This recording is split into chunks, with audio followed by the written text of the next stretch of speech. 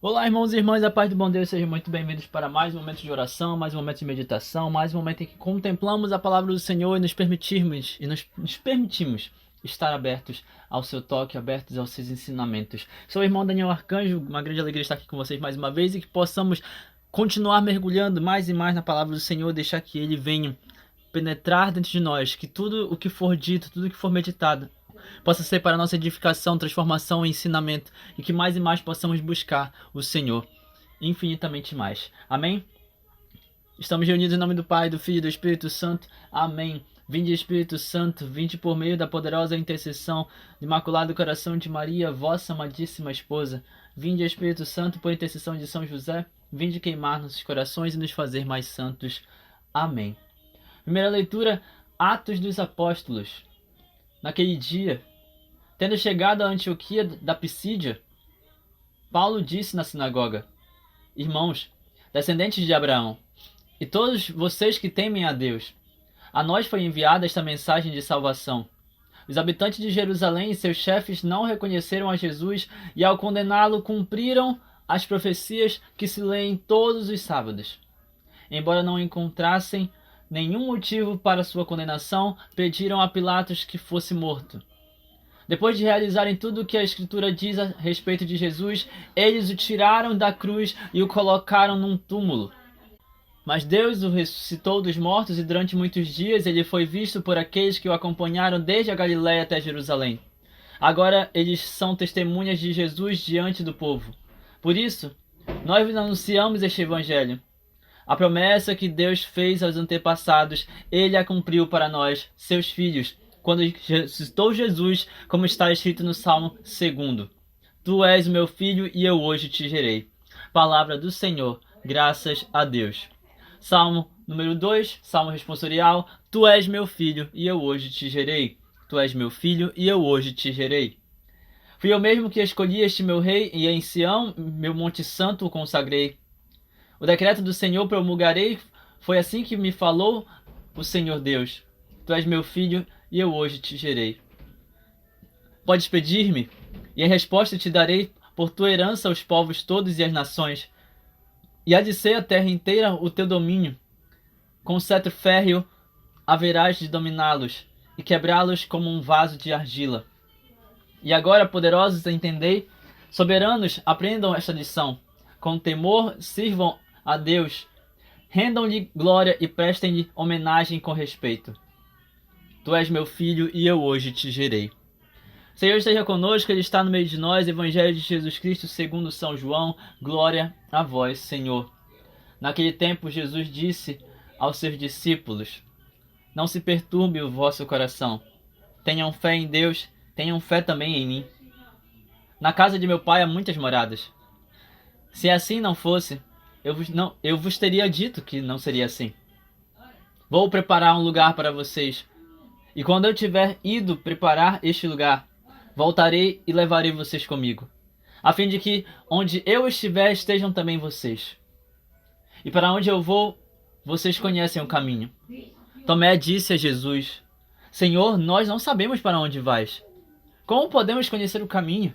E Jesus respondeu: Eu sou o caminho, a verdade e a vida. Ninguém vai ao Pai senão por mim.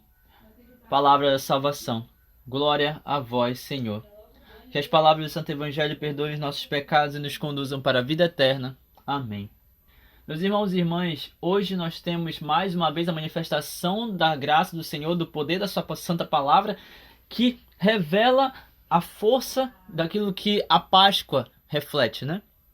Ou melhor, daquilo que a Páscoa gerou, não apenas refletiu, mas gerou verdadeiramente. A Páscoa do Senhor Jesus Cristo, a ressurreição de Jesus, Jesus sendo verdadeiramente ressuscitado dos mortos e trazendo para todos nós, para a salvação universal, para a salvação do universo, Jesus trazendo essa verdade, Jesus trazendo a ressurreição. Assim, então, nós podemos mais uma vez nos alegrarmos, mais uma vez rejubilarmos, mais uma vez manifestar toda essa alegria, manifestar toda essa graça, manifestar toda essa verdade, dizer ao mundo que de fato Cristo ressuscitou. Essa é uma verdade da Páscoa, essa é uma verdade que deve nos alimentar A Páscoa, particularmente para mim, a Páscoa é a possibilidade de nos alegrarmos com o fato de que Jesus ressuscitou e de que nós também iremos ressuscitar, nós também haveremos de ressuscitar. E além disso, depois da Páscoa nós temos Pentecostes, e em Pentecostes, a partir de Pentecostes, nós temos a verdadeira manifestação do Espírito Santo que impulsiona os corações para proclamar essa mesma verdade de que Jesus ressuscitou e Ele há de nos ressuscitar. Ou seja, não é apenas uma alegria que de fato traz paz, de fato traz entusiasmo, que de fato movimenta e dá força, vigor, entusiasmo, dá energia para nossos corações, para nossas vidas. Não é apenas uma alegria que movimenta nossas almas internamente. É uma alegria que deve ser transbordante, é uma alegria que deve gerar esperança em nós e nos outros, é uma alegria que deve ser compartilhada com outros irmãos e irmãs e deve alcançar outros irmãos e irmãs. E é por isso que depois da Páscoa, depois que Jesus sobe aos céus, no dia de Pentecostes e depois de Pentecostes, todos os apóstolos, todos os discípulos, todos os cristãos, eles estão crescendo, crescendo e crescendo exponencialmente. Eles estão crescendo aos montes, justamente porque essa alegria da ressurreição de Cristo não ficou guardada dentro dos seus corações. Essa alegria, de fato, foi manifestada, transbordante, alcançando outros corações e outros irmãos e irmãs que também precisavam conhecer Jesus Cristo, o Salvador, o Messias que tinha de vir. Essa é a verdade do Evangelho, essa é a manifestação, isso é o que culmina, né? O que faz com que os Evangelhos se concluam, porque depois que a Páscoa acontece, depois que Jesus ressuscita, depois que a esperança e a fé dos apóstolos realmente é reforçada mais uma vez quando Jesus vai até as margens do mar e ele fala com São Pedro, ele diz: apacenta minhas ovelhas. Então Jesus sobe aos céus e depois de enviar os discípulos, ide pelo mundo pregar o evangelho a toda criatura, batizando-os em nome do Pai, do Filho e do Espírito Santo, depois de enviá-los, ele diz: não se afastem de Jerusalém, mas esperem que eu vos enviarei o Paráclito. E eu permanecerei com vocês todos os dias até o fim de suas vidas, até o fim dos tempos. Depois de todas essas promessas do Senhor, eles permanecem em oração durante mais 10 dias, até que acontece a festa de Pentecostes, e na festa de Pentecostes, eis a manifestação de Jesus Cristo maravilhosamente, através da terceira pessoa da Trindade, Deus Espírito Santo. E com tudo isso, na força do Espírito Santo, nós realmente somos revigorados, revestidos de algo completamente diferente, de uma coragem diferente, de uma alegria diferente, de uma esperança diferente, de uma fé transbordante, de uma alegria, de uma esperança transbordante, de um amor tão verdadeiro pelo nosso Senhor Jesus Cristo que nós queremos a todo custo, nós queremos a todo instante falar de Jesus. E isso, meus irmãos e irmãs, em um coração que realmente almeja a santidade, isso se reflete de uma forma muito simples. Queremos falar de Jesus, queremos manifestar Jesus, queremos buscar Jesus e apresentar Jesus para nossos irmãos e irmãs todo santo dia. Todo santo dia. Os discípulos não rezavam uma vez por semana, os discípulos não rezavam 2 vezes por semana, eles rezavam todos os dias. Porque Jesus disse que estaria com eles todos os dias até o fim dos tempos, enviaria o Paráclito. Enviaria o Paráclito. E o Paráclito iria permanecer com eles todas as vezes que eles clamassem: vem Espírito Santo, o Espírito Santo viria. Dito isto, compreendendo tudo isso, nós compreendemos qual é a motivação geral dos Atos dos Apóstolos, no fim das contas, e justamente por isso que a primeira leitura do período pascal, né, é a leitura dos Atos dos Apóstolos, onde nós temos, neste dia em particular, nesta sexta-feira, nós temos Paulo pregando em Antioquia da Pisídia, ele falando na sinagoga: irmãos, vocês que se consideram descendentes de Abraão, vocês que compreendem que de fato todos nós somos judeus, todos nós somos hebreus, todos nós somos descendentes de Abraão, nosso pai na fé, todos vocês que temem a Deus. Ele não está falando para pessoas que não compreendem quem é Yahvé.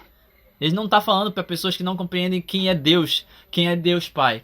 Ele está falando para pessoas que já caminham nessa fé neste momento. Ele está falando para os judeus: vocês que temem a Deus, vocês que se consideram filhos de Abraão, a nós foi enviada esta mensagem de salvação. Percebam, o que ele quer dizer com isso? Para vocês que já se consideram realmente filhos de Deus, para vocês que já se entendem filhos de Abraão, pai da fé, vocês já sabem então que o Messias tinha sido prometido. Vocês já compreenderam que o Cristo deveria vir e ele é da descendência de Davi. Então, compreendendo tudo isso, o que nós temos então? Nós temos uma mensagem de salvação para vocês. Nós precisamos declarar isso com toda a verdade, com toda a fé, com toda a alegria. É necessário que possamos falar sobre isso. São Paulo viveu isso, Pedro viveu isso, os apóstolos viveram isso e nós também nos tempos de hoje precisamos viver isso.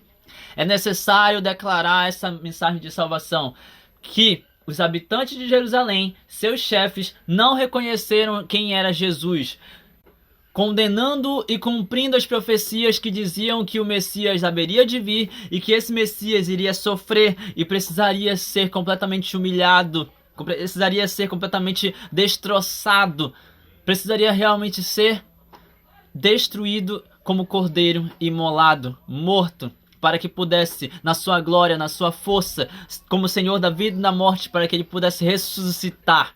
E ressuscitando, trouxesse para nós a ressurreição, a salvação e assim nos levasse para o céu junto com ele.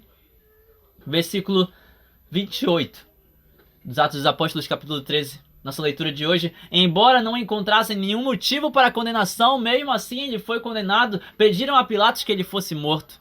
Versículo 29, depois de realizarem tudo isto, tudo o que a Escritura diz a respeito dele, a respeito de Jesus, depois de realizarem tudo isso, o tiraram da cruz e o colocaram no túmulo, como se pudessem realmente trancafiar o Jesus, o nosso Senhor, o nosso Deus. E aqui também está uma simbologia maravilhosa, que depois da cruz, pense comigo, meus irmãos e irmãs, depois da cruz, tiram Jesus da cruz e o colocam no sacrário.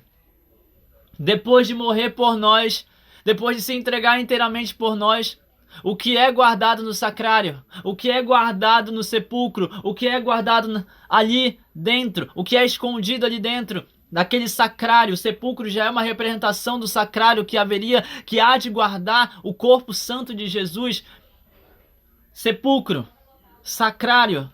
O que é o sacrário para nós hoje? É o lugar que esconde, que guarda o corpo santo de Jesus. Depois da cruz, depois de morrer por nós, depois de ressuscitar e depois de prometer para nós que ele também iria nos ressuscitar, hoje Jesus está em cada um dos sacrários ao redor do mundo. Ele está nos esperando em cada igreja, em cada lugar que guarda o seu corpo santo. E é por isso, meus irmãos e irmãs, que faz muito sentido que nós possamos buscar Jesus na Santa Eucaristia.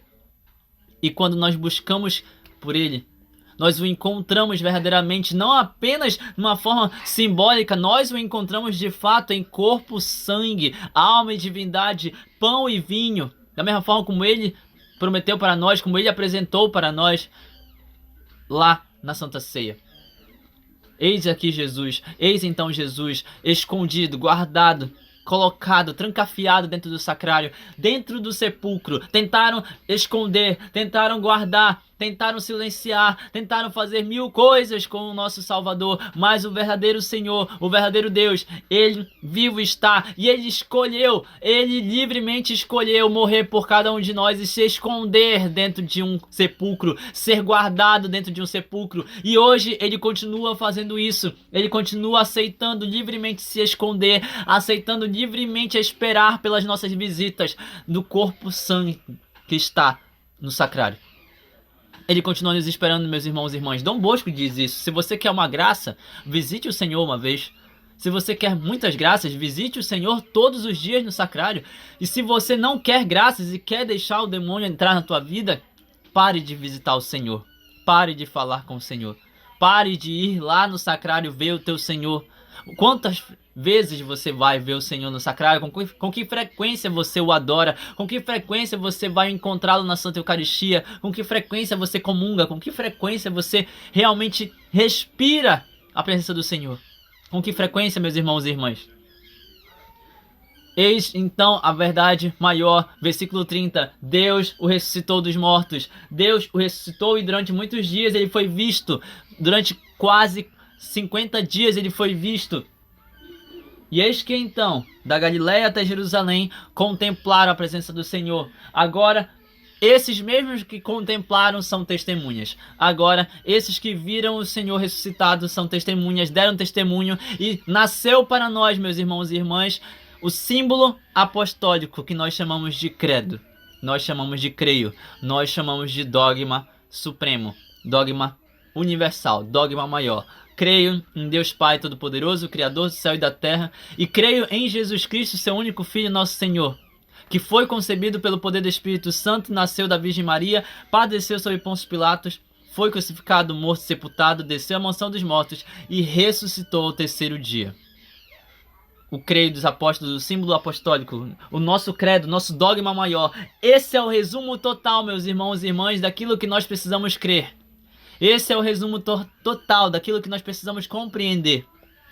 E compreendendo, a partir disso, inicia-se todo o nosso processo para realmente dar testemunho de que Deus é verdadeiramente Deus. E o nosso Deus enviou o seu Filho unigênito para que todo aquele que nele crê não morra, mas tenha vida eterna. E quando Jesus morreu por nós, sacrificando-se naquela cruz, em sua paixão, morte e ressurreição, ele nos deu a ressurreição. E assim nós testemunhamos também para outros. Meu irmão, minha irmã, você precisa crer em Jesus, porque Jesus vai te ressuscitar, Jesus pode te salvar, Jesus pode te curar, Jesus pode te libertar, Jesus pode resolver teu problema, Jesus pode resolver a tua vida, Jesus pode mudar completamente a realidade da tua história, Jesus pode fazer tudo na tua vida, porque Ele é Deus do possível e do impossível. Ele resolveu até o problema da morte, Ele ressuscitou. Tem solução para tudo. Tem solução para tudo nesse mundo, meu irmão, minha irmã. Tem solução para tudo fora desse mundo também no céu. Tem solução.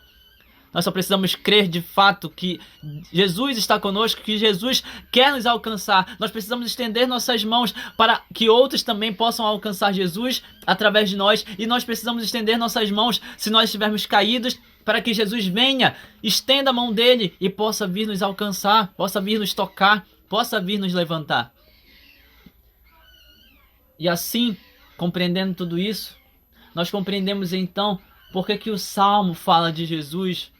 Nós compreendemos então por que Davi canta um salmo que parece, em diversos casos, que ele está falando dele mesmo, mas aqui Davi é profético, quando ele mostra que de fato Deus enviou o seu Filho unigênito. Fui eu mesmo que escolhi este rei, fui eu mesmo que o chamei de Sião, fui eu mesmo que o consagrei o meu santo, fui eu mesmo que o consagrei no meu monte santo. Foi eu mesmo que levantei este meu filho e eu hoje te gerei. Foi eu mesmo, diz o Senhor Deus.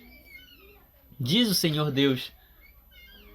Podes me pedir o que quiser e em resposta eu te darei por tua herança os povos todos e as nações, diz Jesus. É o que diz Jesus através do Salmo, é o que diz Jesus aqui agora. Sabendo que Deus me enviou, pode me pedir o que quiseres. Sabendo que Deus me enviou, pode me pedir a tua herança, e eu vou te dar os povos todos e as nações. Vou te dar muito mais do que você imagina, meu filho. Olha o que diz Jesus. Olha o que diz Jesus.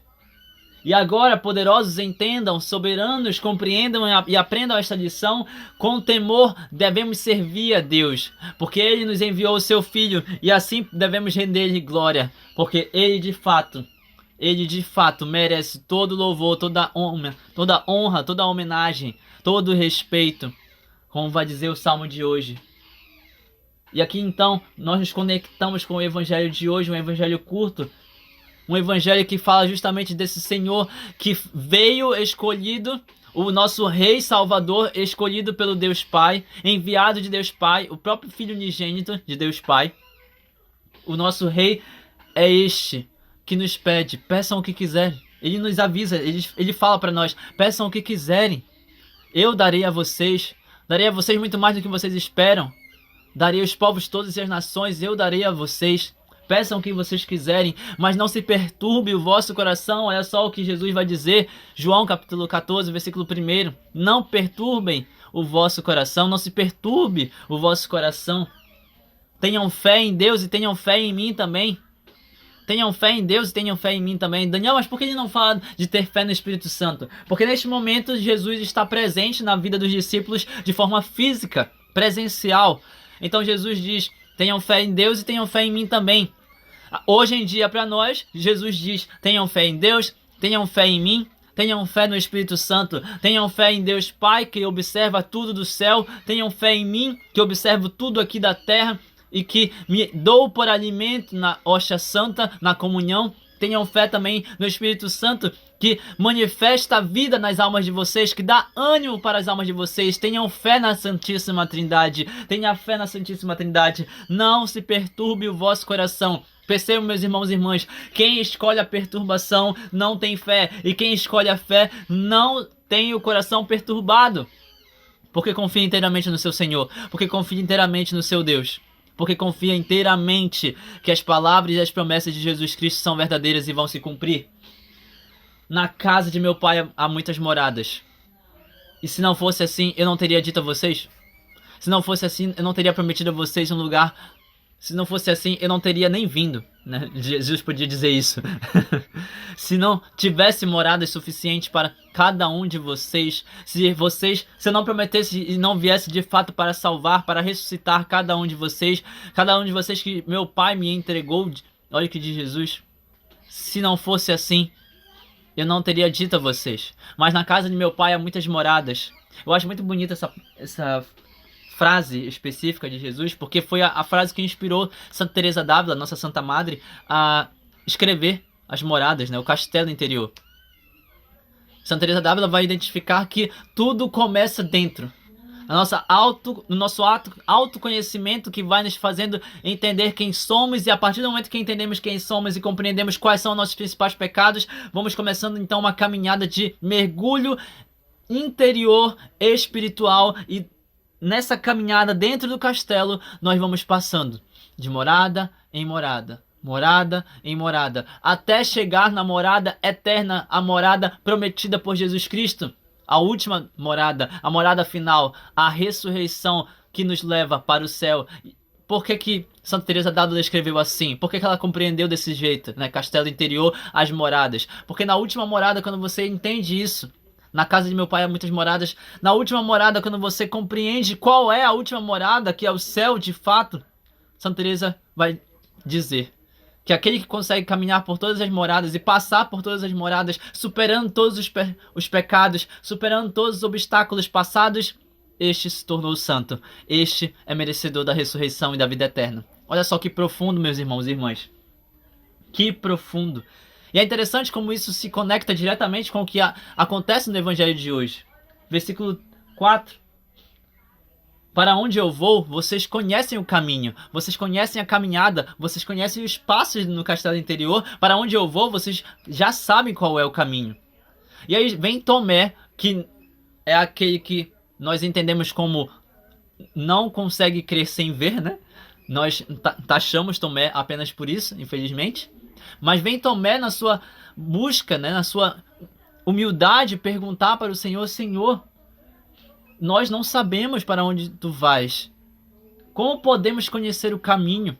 E aí então vem Jesus na sua serenidade, no seu amor para com os discípulos, e ele responde: eu sou o caminho, a verdade e a vida. Percebam, meus irmãos e irmãs, nessa tríade, como sempre, né? Deus é o caminho, Jesus é a verdade, o Espírito Santo que dá a vida. Nessa tríade da Santíssima Trindade que se revela em um só, em Jesus Cristo, nós temos então aqui uma resposta muito simples de Jesus. Se você quer chegar ao céu, eu sou o caminho, me siga. Se você quer de fato se conhecer e conhecer a sua vida de pecado para então buscar o que de fato é importante, eu sou a verdade, eu vou te revelar a verdade. Se você quer uma vida com propósito, se você quer mudar de direção, se você quer se converter, eu sou a verdade, me siga. Eu sou o caminho, a verdade. E se você quer finalmente deixar essa vida de morte, deixar essa vida fútil para trás, eu sou a vida, me siga. Eu sou o caminho, verdade e vida. E se vocês não me seguirem, se vocês não fizerem o que eu faço, se vocês não ouvirem meus mandamentos e não colocarem tudo isto em prática, ninguém vai ao Pai senão por mim. Ninguém vai ao Pai senão por mim. Meus irmãos e irmãs, hoje nós somos convidados a dar testemunho, mas também compreender que se Jesus é caminho, verdade e vida, nós não podemos buscar outros caminhos, nós não podemos buscar outros meios, nós não podemos nos voltar e aceitar as mentiras que nos contam, nós não podemos aceitar a mentira das nossas próprias misérias, a mentira dos nossos próprios pecados, nós não podemos aceitar as mentiras das tentações que nos assaltam, que nos roubam da presença de Deus. Nós não podemos aceitar que nossa vida seja destruída por causa dos males deste mundo e por causa das tentações, da destruição, das provações dos pecados. Não podemos deixar que o pecado em nós nos destrua e nos faça perder completamente a vida. Isso acontece todas as vezes que nós aceitamos, abraçamos, acolhemos e queremos a vida de pecado e nos afastamos da vida com o Espírito Santo. Nós perdemos de fato a vida. Nós não temos vida verdadeira. Nós não temos, então, a vida eterna. Então abre seu coração agora, eu te convido e se permita, de fato, querer dar testemunho, querer viver com a Santíssima Trindade, clamar a Santíssima Trindade, dizer para o Senhor Jesus, meu Senhor e meu Deus. Assim como São Tomé, meu Senhor e meu Deus. Assim como Santa Teresa d'Ávila, meu Pai, eu quero caminhar pelas tuas moradas. Eu quero caminhar por este castelo interior que vai me fazer subir e subir e subir até a última morada. Eu quero a tua morada, meu Pai. Eu quero, através de Jesus, chegar até o céu. Eu quero. Louvado seja nosso Senhor Jesus Cristo, para sempre seja louvado, com sua Mãe Maria Santíssima, seu Paizinho São José. Que as bênçãos de Deus misericordioso sejam derramadas sobre cada um de nós com sangue e água, em nome do Pai, do Filho e do Espírito Santo. Amém. Que a paz do bom Deus permaneça em vossos corações. Até o próximo momento de meditação. Compartilhe essa palavra com outro irmão ou irmã que precisa ouvir também de tudo isto. Testemunhe, leve a palavra do Senhor para outros corações. E até o próximo momento de meditação.